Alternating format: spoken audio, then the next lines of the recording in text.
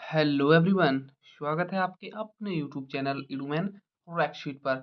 आज हम RRB NTPC under graduate का जो एग्जाम हुआ है, लेकिन 7 मई की जो फर्स्ट शिफ्ट हुई है उसका 100% एनालिसिस करेंगे। हम केवल वही क्वेश्चंस लेकर आए हैं जो आपकी इस शिफ्ट में पूछे गए थे।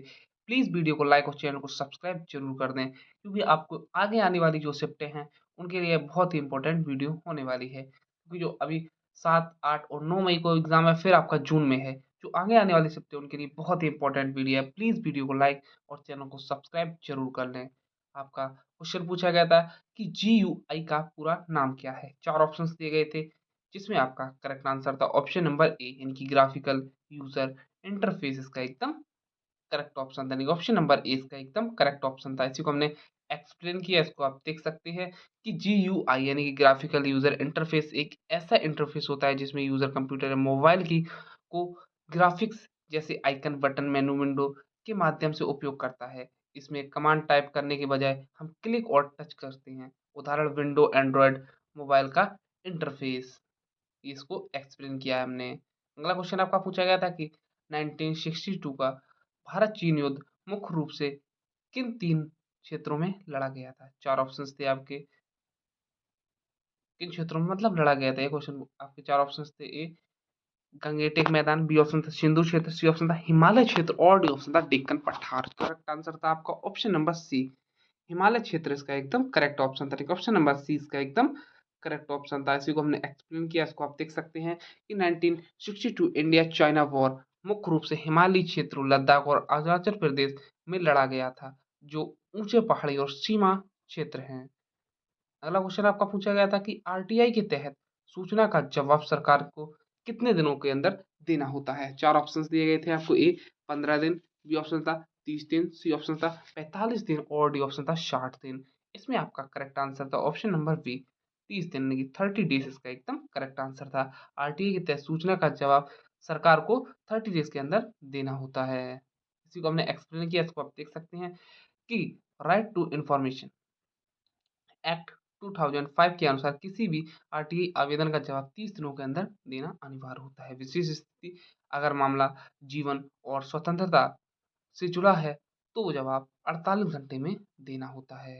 अगला क्वेश्चन आपका पूछा गया था कि राष्ट्रीय स्तर पर आपदा प्रबंधन की रूपरेखा किसके द्वारा तैयार की जाती है। 4 ऑप्शंस दिए गए थे आपको। ए एनडीएमए यानी कि राष्ट्रीय आपदा प्रबंधन प्राधिकरण, बी ऑप्शन था एनडीआरएफ यानी कि राष्ट्रीय आपदा प्रतिक्रिया बल, सी ऑप्शन था गृह मंत्रालय और डी ऑप्शन था राज्य सरकारें। इसमें आपका करेक्ट आंसर था ऑप्शन नंबर ए, एनडीएमए यानी कि राष्ट्रीय आपदा प्रबंधन प्राधिकरण आपका एकदम करेक्ट ऑप्शन था। इसी को हमने एक्सप्लेन किया, इसको आप देख सकते हैं कि नेशनल डिजास्टर मैनेजमेंट अथॉरिटी यानी कि एनडीएमए राष्ट्रीय स्तर पर आपदा प्रबंधन की नीतियां, योजनाएं और रूपरेखा यानी कि फ्रेमवर्क तैयार करता है। एनडीआरएफ का काम राहत और बचाव कार्य करना होता है, जबकि एनडीएमए नीति और दिशा निर्देश बनाता है। अगला क्वेश्चन आपको पूछा गया था, इससे पहले प्लीज वीडियो को लाइक और चैनल को सब्सक्राइब कर लें जरूर। क्वेश्चन था आपका कि प्रधानमंत्री कार्यालय यानी कि पीएमओ का आधारित पुस्तक पीएम यानी कि prime minister office thought the years के लेखक कौन है। 4 ऑप्शंस थे आपके। ए हिमांशु रॉय, बी ऑप्शन था शशि थरूर, सी ऑप्शन था एंडी मरीनो और डी ऑप्शन था रॉय हिमांशु। जिसमें आपका करेक्ट आंसर था ऑप्शन नंबर ए, यानी कि हिमांशु रॉय इसका एकदम करेक्ट आंसर था, जिन्होंने पीएम यानी कि prime minister office thought the years के लेखक हैं हिमांशु रॉय, इसका एकदम करेक्ट ऑप्शन था। इसी को हमने एक्सप्लेन किया, इसको आप देख सकते हैं कि पीएमओ यानी कि prime minister office throat the years के लेखक हिमांशु रॉय हैं।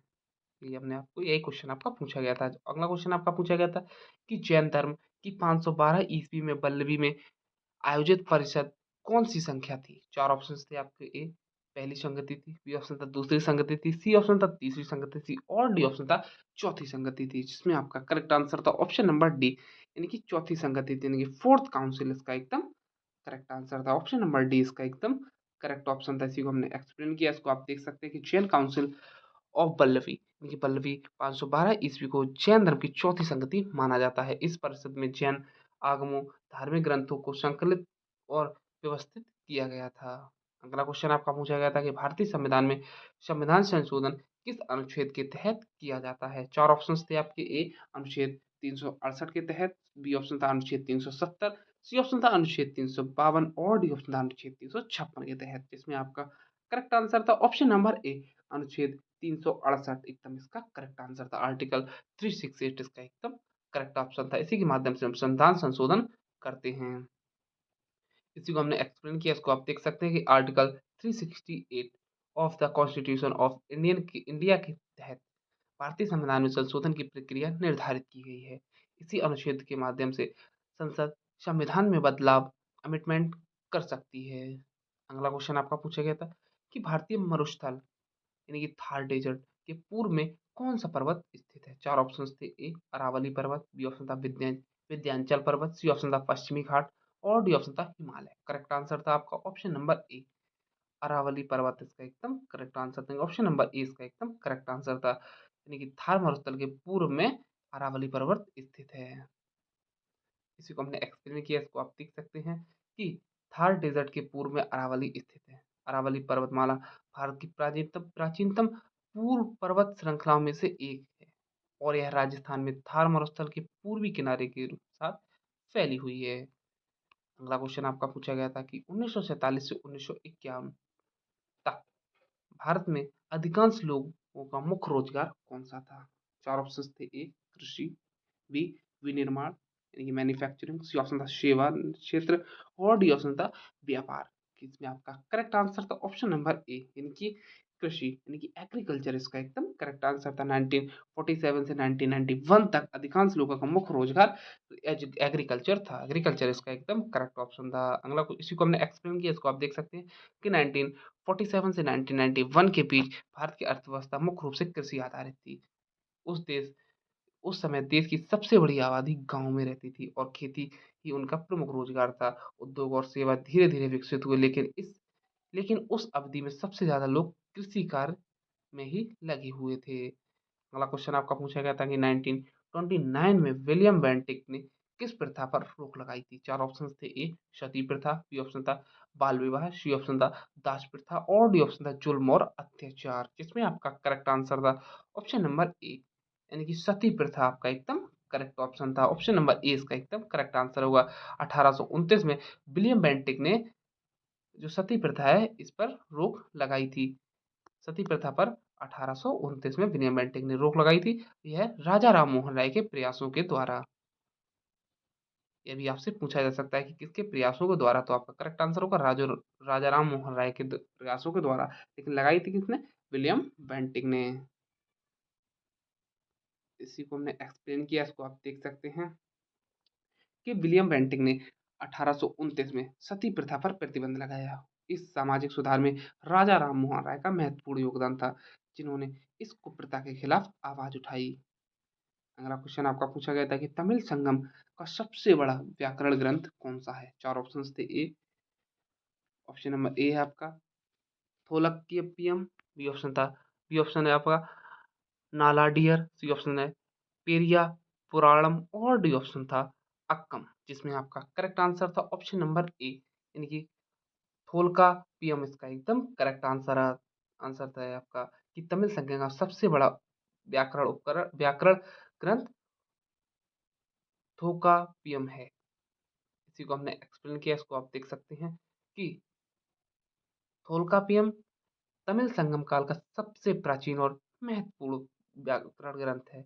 इसमें भाषा के साथ साथ साहित्य उपकरण और कला काव्य और काव्य शास्त्र के नियमों का वर्णन मिलता है। बाकी विकल्प संगम साहित्य से जुड़े हैं, लेकिन वे व्याकरण ग्रंथ नहीं हैं। व्याकरण ग्रंथ है आपका थोलक्कियम, इसका एकदम करेक्ट आंसर है। अगला क्वेश्चन आपका पूछा गया था कि रोलेट एक्ट 1919 के समय किस क्षेत्र में मार्शल लॉ लागू किया गया था। चार ऑप्शन थे आपके, ए पंजाब, बी ऑप्शन था बंगाल, सी ऑप्शन था मद्रास और डी ऑप्शन था महाराष्ट्र। तो करेक्ट आंसर था आपका ऑप्शन नंबर ए, पंजाब आपका एकदम करेक्ट आंसर था।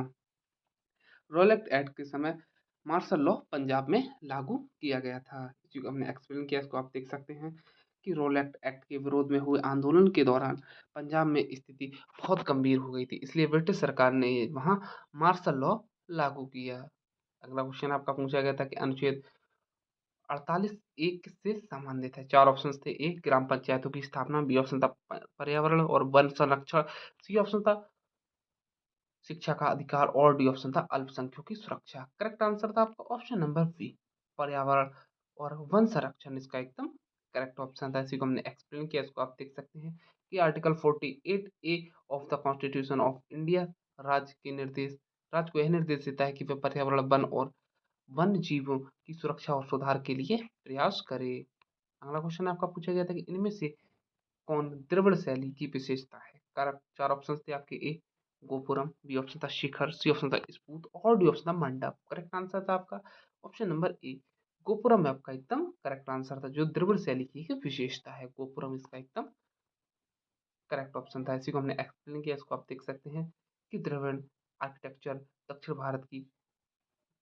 भारत मंदिर की वास्तुकला है, जिसकी प्रमुख विशेषता गोपुरम यानी कि विशाल प्रवेश द्वार टावर होती है। यही द्रविड़ आर्किटेक्चर में। अगला क्वेश्चन आपका पूछा गया था, इससे पहले प्लीज वीडियो को लाइक और चैनल को सब्सक्राइब जरूर कर लें, आगे आने वाली शिफ्टों के लिए बहुत ही इंपॉर्टेंट वीडियो होने वाली है। अगला क्वेश्चन था आपका कि ईडब्ल्यूएस यानी कि आर्थिक रूप से पिछड़े को 10% आरक्षण किस संविधान संशोधन के तहत दिया गया था। चार ऑप्शन थे आपके, ए 81वां संशोधन, बी ऑप्शन था 82वां संविधान संशोधन, सी ऑप्शन था 103वां संशोधन और डी ऑप्शन था 105वां संविधान संशोधन, जिसमें आपका करेक्ट आंसर था ऑप्शन नंबर सी, 103वां संविधान संशोधन इसका एकदम करेक्ट आंसर था। 103 अमेंडमेंट इसका एकदम करेक्ट ऑप्शन था। इसी को हमने एक्सप्लेन किया, इसको आप देख सकते हैं कि 103rd amendment of the constitution of India के तहत 2019 में आर्थिक रूप से कमजोर जो ईडब्ल्यूएस को 10% आरक्षण दिया गया है। यह आरक्षण सामान्य वर्ग में जनरल कैटेगरी के आर्थिक रूप से कमजोर लोगों के लिए लागू किया गया है, जिससे शिक्षा और सरकारी नौकरियों में अवसर बढ़े। अगला क्वेश्चन आपका पूछा गया था कि हाल ही में भारतीय मसाला अनुसंधान यानी कि IISR कोझिकोड द्वारा विकसित की गई हल्दी की किस्म कौन सी है। चार ऑप्शन थे आपके, A IISR Surya, B option था आपका कि FA for healthy, C option था राजेंद्र सोनिया और डी ऑप्शन था वसमत हल्दी, जिसमें आपका करेक्ट आंसर था ऑप्शन नंबर ए यानी कि IISR सूर्या इसका एकदम करेक्ट आंसर था, जो आपकी हल्दी की किस्म है। IISR सूर्या इसका एकदम करेक्ट आंसर था। इसी को हमने एक्सप्लेन किया, इसको आप देख सकते हैं कि Indian institute of research space research में IISR सूर्य नामक नई हल्दी किस्म विकसित की है। इस किस्म की खासियत है कि वे इसमें करक्यूमिन की मात्रा अधिक होती है और यह रोगों के प्रति अधिक प्रतिरोधी है, जिससे किसानों को अधिक उत्पादन और बेहतर गुणवत्ता मिलती है। अगला क्वेश्चन आपका पूछा गया कि फड़ चित्रकला किस राज्य की पारंपरिक कला है। चार ऑप्शन थे आपके, ए राजस्थान, बी ऑप्शन था आपका गुजरात, सी ऑप्शन था मध्य प्रदेश और डी ऑप्शन था उत्तर प्रदेश। करेक्ट आंसर था आपका ऑप्शन नंबर ए, राजस्थान इसका एकदम करेक्ट ऑप्शन था। इसी को हमने एक्सप्लेन किया, इसको आप देख सकते हैं कि फाड़ पेंटिंग राजस्थान की पारंपरिक लोक चित्रकला है, जिसमें कपड़े पर लंबे स्क्रोल पर लोक देवताओं की कथाएं चित्रित की जाती हैं। अगला क्वेश्चन आपका पूछा गया था कि भूसागरीय क्षेत्र में किस प्रकार के वन पाए जाते हैं। चार ऑप्शन थे आपके, ए वर्षा वन, बी ऑप्शन था शंकुधारी वन, सी ऑप्शन था कि झाड़ी और मिश्र पर्णपाती वन और डी ऑप्शन था मैंग्रोव वन। करेक्ट आंसर था आपका ऑप्शन नंबर सी यानी कि झाड़ी और मिश्रित पर्णपाती वन आपका एकदम करेक्ट आंसर था। इसी को हमने एक्सप्लेन किया, इसको आप देख सकते हैं कि मेडिटेशन देखो में गर्म शुष्क ग्रीष्मकालीन और हल्दी नम सर्दियां होती हैं। इस कारण यहाँ इस क्रम यानी कि झाड़ीदार वनस्पति और मिश्रित पर्णपाती वन पाए जाते हैं, यानी करेक्ट आंसर इसका ऑप्शन नंबर सी, झाड़ी और मिश्रित पर्णपाती वन आपका एकदम करेक्ट आंसर था। अगला क्वेश्चन आपका पूछा गया था कि अरविंदो घोष ने बड़ौदा में कब इस्तीफा दिया था और नई राजनीति में कदम रखा था। चार ऑप्शन थे आपके, ए 1905, बी ऑप्शन था 1906, सी ऑप्शन था 97 और डी ऑप्शन था 1908। करेक्ट आंसर था आपका ऑप्शन नंबर बी, 1906 इसका एकदम करेक्ट आंसर था। 1906 ईस्वी में अरविंदो घोष ने बड़ौदा में इस्तीफा दिया था और नई राजनीति में कदम रखा था। इसी को हमने एक्सप्लेन किया, इसको आप देख सकते हैं कि श्री अरविंदो ने 1906 में बड़ौदा स्टेट की सेवा को इस्तीफा दिया और सक्रिय राजनीति में प्रवेश किया। इसके बाद भी बंगाल में स्वदेशी आंदोलन और क्रांतिकारी गतिविधियों से जुड़े और भारतीय स्वतंत्रता संग्राम में महत्वपूर्ण भूमिका निभाई। अगला क्वेश्चन आपका पूछा गया था कि 2011 की जनगणना के अनुसार भारत में शहरी जनसंख्या का प्रतिशत कितना था? 4 ऑप्शंस थे आपके। ए 28%, बी ऑप्शन था 31%, सी ऑप्शन था 44% और डी ऑप्शन था 38%। इसमें आपका करेक्ट आंसर था ऑप्शन नंबर बी, 31% इसका एकदम करेक्ट ऑप्शन था। इसी को हमने एक्सप्लेन किया, इसको आप देख सकते हैं कि सेंसस ऑफ इंडिया 2011 के अनुसार भारत की कुल जनसंख्या में लगभग 31.16% लोग शहरी में रहते थे, बाकी लगभग 68 से 69% जनसंख्या ग्रामीण क्षेत्रों में निवास करती थी। अगला क्वेश्चन आपका पूछा गया था कि अकबरनामा के किस भाग में प्रशासन और सैन्य अभ्यास का जिक्र किया गया है? 4 ऑप्शन थे आपके। ए वातापी, बी ऑप्शन था रजवाली, सी ऑप्शन था दीन इलाही और डी ऑप्शन था इतिहासी मुल्क, जिसमें आपका करेक्ट आंसर था ऑप्शन नंबर डी, इतिहासी मुल्क आपका एकदम करेक्ट आंसर था। यह अकबरनामा के इतिहासी मुल्क भाग में प्रशासन और सैन्य व्यवस्था का जिक्र किया गया है। इतिहासी मुल्क इसका एकदम करेक्ट आंसर था। इसी को हमने एक्सप्लेन किया है कि एन आई आकबरी अकबरनामा का तीसरा भाग है, इसमें जिसमें मुगल प्रशासन, सेना, राज्य व्यवस्था, राजस्व व्यवस्था और सामाजिक संरचना का विस्तृत वर्णन मिलता है। इसमें अबुल फजल ने लिखा था कि यह अकबर के शासन की प्रशासनिक व्यवस्था को समझाने का मुख्य स्रोत है।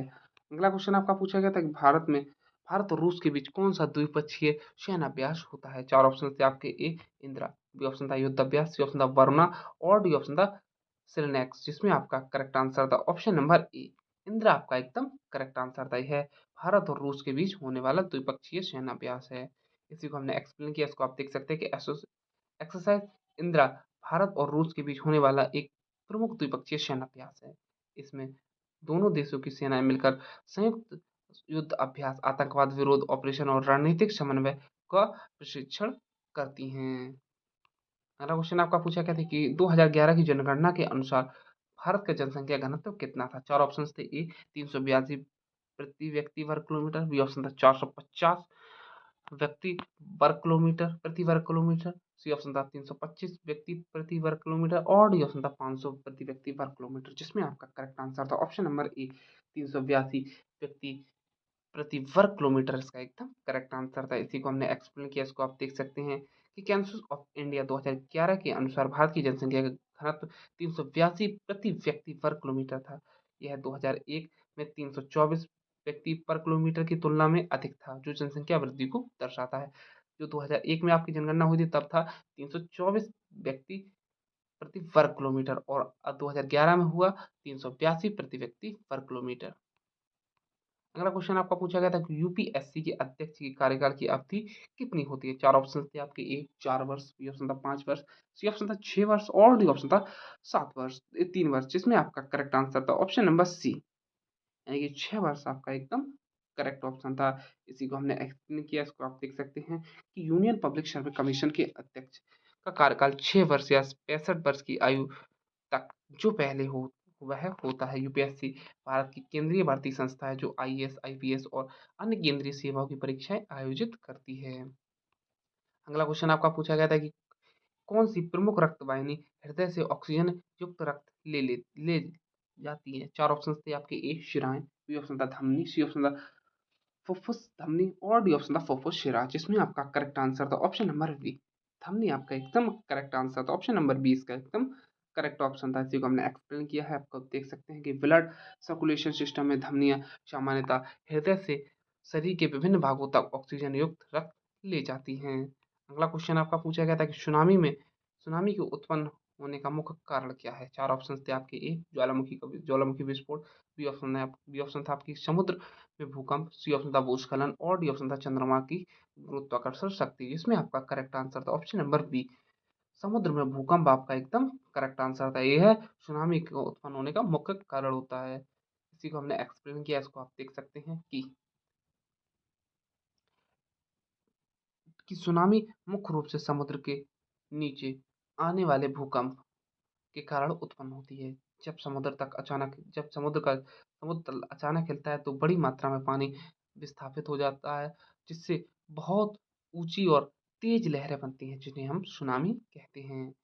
अगला क्वेश्चन आपका पूछा गया था कि श्री मरियाला अपराव को मरणोपण 2025 में पद्म श्री पुरस्कार से किस राज्य के लिए प्रदान किया गया था? 4 ऑप्शंस थे आपके। ए तेलंगाना, बी ऑप्शन था आंध्र प्रदेश, सी ऑप्शन तमिलनाडु और डी ऑप्शन था कर्नाटका, जिसमें आपका करेक्ट आंसर था option number B, Andhra Pradesh इसका एकदम करेक्ट आंसर था। ऑप्शन नंबर बी इसका एकदम करेक्ट ऑप्शन था। इसी को हमने एक्सप्लेन किया, इसको आप देख सकते हैं कि पद्मश्री 2025 में श्री मरियाला अपराव को मरणोपरांत सम्मानित किया गया था। वे आंध्र प्रदेश राज्य से संबंधित थे और लोक सांस्कृतिक क्षेत्र में उनके योगदान के लिए यह सम्मान दिया गया था। अगला क्वेश्चन आपका पूछा गया था कि विशेष ओलंपिक विश्व शांति की शीतकालीन क्षेत्र खेल 2025 भारत ने कुल कितने पदक जीते हैं? 4 ऑप्शंस थे आपके। ए 33 पदक, बी ऑप्शन है 24 पदक, सी ऑप्शन है 18 पदक और डी ऑप्शन है 40 पदक, जिसमें आपका करेक्ट आंसर था आपका ऑप्शन नंबर ए यानी कि 33 पदक, 33 मेडल्स इसका एकदम करेक्ट ऑप्शन था। इसी को हमने एक्सप्लेन किया, इसको आप देख सकते हैं कि special Olympics world winter games 2025 में भारत की शानदार प्रदर्शन करते हुए कुल 33 पदक जीते। इन पदकों में स्वर्ण, रजत और कांस्य पदक शामिल हैं, जिससे भारत की शीतकालीन खेलों में मजबूती, भागीदारी और प्रदर्शन देखने को मिला।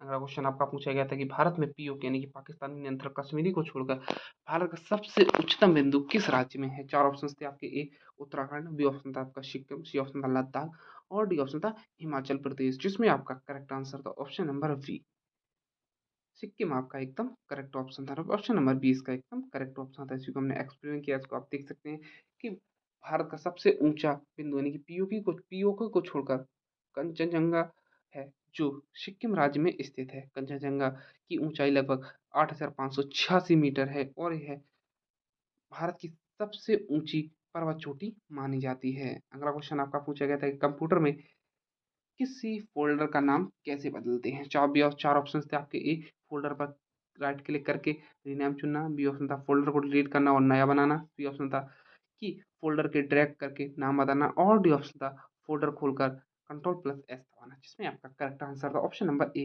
फ़ोल्डर पर राइट क्लिक करके रीनेम चुनना। इससे फ़ोल्डर का नाम बदल जाता है, बदल सकते हैं आप।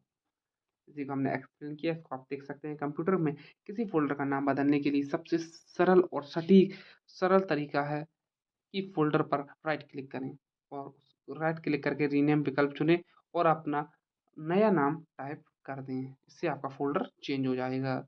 अगला क्वेश्चन आपका पूछा गया था कि 1947 से 1991 में भारत ने किस सेक्टर की ग्रोथ रेट सबसे कम रही? 4 ऑप्शंस थे आपके। ए कृषि यानी कि एग्रीकल्चर, बी ऑप्शन था उद्योग यानी कि इंडस्ट्री, सी ऑप्शन था आपका सेवा क्षेत्र यानी कि सर्विसेज और डी ऑप्शन था इनमें से कोई नहीं, जिसमें आपका करेक्ट आंसर था ऑप्शन नंबर बी, इंडस्ट्री इसका एकदम करेक्ट आंसर था। 1947 से 1991 तक भारत में सेक्टर ग्रोथ सबसे कम रही थी, वह था उद्योग की यानी कि इंडस्ट्री इसका एकदम करेक्ट ऑप्शन था। इसी को हमने एक्सप्लेन किया, इसको आप देख सकते हैं कि इंडियन इकोनॉमी 1947 से 1991 के दौरान भारत की अर्थव्यवस्था में सेवा क्षेत्र यानी कि सर्विसेज सबसे तेजी से बढ़ा, जबकि कृषि में मध्यम वृद्धि रही। उस अवधि में औद्योगिक क्षेत्र यानी कि इंडस्ट्री की वृद्धि अपेक्षाकृत धीमी रही, क्योंकि लाइसेंस राज, भारी सरकारी नियंत्रण, सीमित निजी निवेश, इसलिए सबसे कम वृद्धि दर इंडस्ट्री सेक्टर की मानी जाती है। अगला क्वेश्चन आपका पूछा गया था कि 13वीं शताब्दी में किसने पक्षियों का युद्ध में प्रयोग किया था? 13वीं शताब्दी में किसने पक्षियों का युद्ध में प्रयोग किया था? 4 ऑप्शन थे आपके। ए हंसदेव, बी ऑप्शन था अकबर, सी ऑप्शन था जहांगीर और डी ऑप्शन था मंसूर, जिसमें आपका करेक्ट आंसर था ऑप्शन नंबर ए, हंसदेव इसका एकदम करेक्ट आंसर था, जिसने युद्ध में पंछियों का प्रयोग किया था। हंसदेव इसका एकदम करेक्ट ऑप्शन था। इसी को हमने एक्सप्लेन किया, इसको आप देख सकते हैं कि ऐतिहासिक संदर्भों में 13वीं शताब्दी के भारतीय ग्रंथों में पक्षियों का उपयोग विशेष रूप से संदेशवाहक और युद्ध सहायता के रूप में उल्लेख मिलता है और इसका संबंध हंसदेव से जोड़ा जाता है। लगभग आपके सारे क्वेश्चन कंप्लीट हो चुके हैं जो हमें क्वेश्चंस मिले हैं। जितने क्वेश्चंस मिले हैं उसका हमने आपको 100% एनालिसिस किया है। प्लीज़ वीडियो को लाइक और चैनल को सब्सक्राइब जरूर कर दें, क्योंकि हमने वही क्वेश्चन बताए हैं जो आपकी शिफ्ट में पूछे गए थे। जो हमें क्वेश्चन मिले हैं उसका 100% और करेक्ट एनालिसिस किया है। प्लीज़ वीडियो को लाइक और चैनल को सब्सक्राइब जरूर करें। Thank you.